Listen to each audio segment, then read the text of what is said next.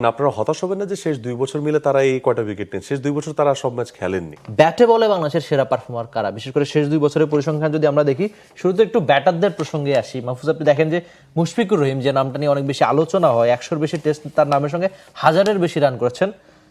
43 অনেক বেশি গড়, মানে 43 গড় ছিল শান্তর, আর 47 গড় হচ্ছে মুশফিকুর রহিমের। 1087 রান মুমিনুল হক, পাক্কা 1000 রান করেছেন এই সময়ে। লিটন দাসের নামের সঙ্গে 895 রান 40 গড়, সাদমান 864 রান 34 গড়। সব মিলে কেমন দেখছেন এই শেষ 2 বছরের ব্যাটারদের? সাদমান, মিমি এই দুজনের ক্ষেত্রে একটু ঝামেলা গড়ের ক্ষেত্রে এবং পারফরমেন্সের গ্রাফের ক্ষেত্রে। আদারওয়াইজ বাকি যারা আছেন দলে, দে অল আর পারফর্মিং। এবং এই দুজনকে নিয়ে কিন্তু বিভিন্ন সময় কথা হয়েছে। মমিনুল হক সৌরভ রান করেছেন, একটা সেঞ্চুরি পাননি, এই যে একটা ব্যাপার। তো মানে আমি লাস্ট ইয়ারের কথা বলছি। সব মশার বিরুদ্ধে সুরক্ষা দিতে এলো বসুন্ধরা এক্সট্রিম অ্যারোসল, মশার বিরুদ্ধে এক্সট্রিম সুরক্ষা। সো জয় বলেন বা সাদমান বলেন, ওই সাদমানের এই জায়গাটা কেন বলেন, দেখেন তার অ্যাভারেজ 35, মমিনুল হক সৌরভ অ্যাভারেজ 35, লিটন দাস, মুশফিকুর রহিম, নাজমুল শান্ত, তিনজন মূল পারফর্মার বাংলাদেশ দলের, দে আর অ্যাভারেজিং 40+। এটা অবশ্যই স্বস্তির। 40+, they are having centuries as well, এবং বড় বড় পার্টনারশিপ তারা দিচ্ছেন।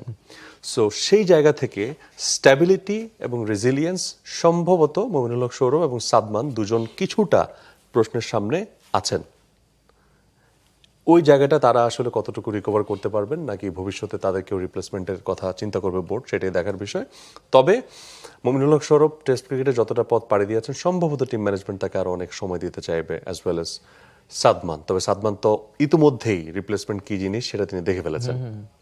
না, আমার মনে হয় মুশফিক এখানে সবচেয়ে বড় একটা নাম, উদাহরণ হতে পারে যে সবশেষ 2 বছরে 4টার মতো সেঞ্চুরি বা 47 ব্যাটিং গড়। মানে একটা মানুষের রান খিদে, সাফল্য খিদে যে কত বেশি হতে পারে, যে এই বয়সে এসেও তরুণ ক্রিকেটারদের সঙ্গে পারফরমেন্স করা। যে আপনি বলছিলেন না যে মুশফিক উইকেট কিপিং করবেন কিনা, আপনি চিন্তা করেন যে যদি খারাপ করেন, মানে অনেকগুলো ব্যাটার তাকে পুশ করার জন্য আছেন, কিন্তু ওই যে তার রান খিদে, সাফল্য খিদে এত বেশি যে এখনো পারফরমেন্স করছেন। আমরা একটু বোলারদের প্রসঙ্গে আসি। মাহফুজ, শেষ 2 বছরে বাংলাদেশের সেরা 5 পারফর্মার কারা? বিশেষ করে উইকেটে তাইজুল 68, মিরাজ 55, নাহিদ রানা 33, হাসান 30, তাসকিন 25। মানে শেষের 3টা নাম কতটা আশা বাড়ায় আমাদের? শেষের 3টে আমার কাছে এখন মূল পারফর্মার। কারণ হচ্ছে বাংলাদেশ স্পিন উইকেট থেকে ট্রু উইকেটে সুইচ করেছে। তো ট্রু উইকেটে যেহেতু সুইচ করেছে বাংলাদেশের, মানে হোম ক্রিকেটে বা হোম গ্রাউন্ডে বাংলাদেশ আলটিমেটলি কিছুটা পেসি বাউন্সি উইকেটে খেলছে। এবং আমি যদি এটাকে ট্রু উইকেট হিসেবে আখ্যায়িত করি, তাহলে এখানে পেসাররা একটু ইনিশিয়ালি অ্যাডভান্টেজ বেশি পাচ্ছেন, through out the game advantage থাকছে। তাহলে সেই জায়গাতে আপনার যদি ম্যাচ উইনার না থাকতো, বাংলাদেশ এরকম স্ট্র্যাটেজিতে যেত না, এবং আপনার ম্যাচ উইনাররা পারফর্ম করে যাচ্ছে। সো তারাই কিন্তু ডারউইন ম্যাকাইতে আপনি তাদের দিকে তাকিয়ে থাকবেন, সাউথ আফ্রিকাতে আপনি তাদের দিকে তাকিয়ে থাকবেন। সো যে 5 জনের নাম আমরা বললাম, এই মুহূর্তে লাইমলাইট ঘুরে গেছে শেষ 3 জনের দিকে কিন্তু লাইমলাইট সবচেয়ে বেশি। নাহিদ রানা, তাসকিন, হাসান মাহমুদ আছেন সেখানে শরীফুল থাকবেন, কারণ এই 4 জনই মোটামুটিভাবে পেসটাকে লিড করার চান্সেস আর হাই। তারপরের নামগুলো হয়তো বা একটু ফেড আউট থাকবে। সো তাইজুল, মিরাজ ডেফিনেটলি বাংলাদেশের জন্য বিগ ওয়েপন, এবং তারা তাদের স্ট্যাটিস্টিক্স, অতীতের পারফরমেন্স রেকর্ড সব কিছুই তাদের পক্ষে কথা বলে। বাট উইকেট যখন তাদের পক্ষে কথা বলবে না, পেসারদের পক্ষে কথা বলবে, তখন পেসাররা আমাদের রেডি আছে। That's a good sign. আরেকটা ব্যাপার একটু আলোচনা, বা আমি ব্যক্তিগতভাবে খুশি হচ্ছি কেন, আপনি চিন্তা করেন যে 2 বছরে মানে 50-এর বেশি উইকেট নিয়েছেন আমাদের দুজনে স্পিনার। আপনি চিন্তা করেন যে সংখ্যাটা, একটা সময় আমরা বছরে 1-2টা টেস্ট ম্যাচ খেলতাম, এখন হয়তো 12টা, 14টা বা 16টাও খেলি। তো 2 বছরে যখন একজন স্পিনারের নামের সঙ্গে 68, আর তাইজুল খানিকটা আন্ডাররেটেড হয়তো, মিরাজের নামের সঙ্গে 55, বা আপনি যেটা বলছিলেন যে পেসাররা খুব ভালো করছে, একটা সময় আমরা তাকিয়ে থাকতাম যে আমাদের স্পিনাররা জেতাবে, এখন আমাদের পেসাররা জেতায়।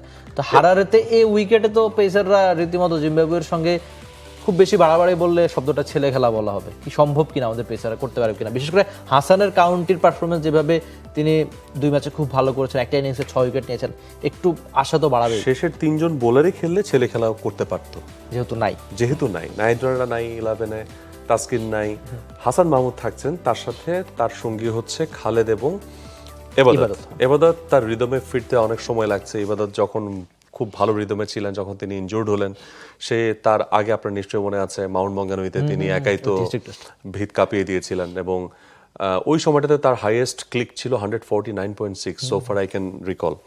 সো 149 পর্যন্ত চলে যাওয়া বোলারটা কিন্তু এখন 140 তুলতেই তার খবর হচ্ছে। ওই রিদমটা না ইনজুরির পরে আর থাকে না। সো এবার তার মোটামুটি ফেভারেবল উইকেটে তিনি বল করবেন, কতটুকু ব্যাক করেন, লেন্থ, স্পট, এই জায়গাগুলো খুব ইম্পর্টেন্ট। মোট কথা হচ্ছে Hasan Mahmud will lead the pace attack, তাকে কমপ্লিমেন্ট করবেন খালেদ এবং এবাদত। দেখার বিষয় কে সবচেয়ে বেটার কমপ্লিমেন্ট করতে পারেন, কারণ হাসান মাহমুদ অনসং এই মুহূর্তে। তার যে রিদমটা আছে, তার যে আত্মবিশ্বাস এই মুহূর্তে, এবং ওই রকম উইকেটে তার যে পারফরমেন্স আমরা দেখলাম, তিনি মুখিয়ে থাকবেন আরেকটা সুপার ডুপার পারফরমেন্স দেওয়ার জন্য। And I believe maybe he will take a fiver, maybe. একদমই আমরা সেই আশায় থাকলাম। আমাদের পেসাররা বাংলাদেশকে ম্যাচ জেতাবে, হারারেতে একমাত্র টেস্ট বাংলাদেশ জিতবে, সেটা পেসারদের কল্যাণে, এই আশা থাকলাম। এমিল, আমাদের দর্শকদেরকে একটা জিনিস একটু বলে দেই। আমরা খানিকক্ষণ আগে যে কার্ডটা দেখলাম, মানে ওই কার্ডের লাস্টে যে 3টা নাম, মানে আপনারা হতাশ হবেন না যে শেষ 2 বছর মিলে তারা এই কয়টা উইকেট নেন। শেষ 2 বছর তারা সব ম্যাচ খেলেননি। নাহিদ রানা তো সব ম্যাচ খেলেননি, তাসকিনও খেলেননি, হাসান মাহমুদও খেলেননি। সো তাদের পারফরমেন্স, মানে তাইজুল, মেহেদী, তারা সব ম্যাচেই ছিলেন, সেই কারণে তাদের তার উপর পারফরমেন্স দেশের মাটিতে অনেক বেশি ম্যাচ, দেশের মাটিতে অনেক বেশি ছিল। দ্যাটস ওয়াই স্ট্যাটিস্টিক্সটা একটু হাই।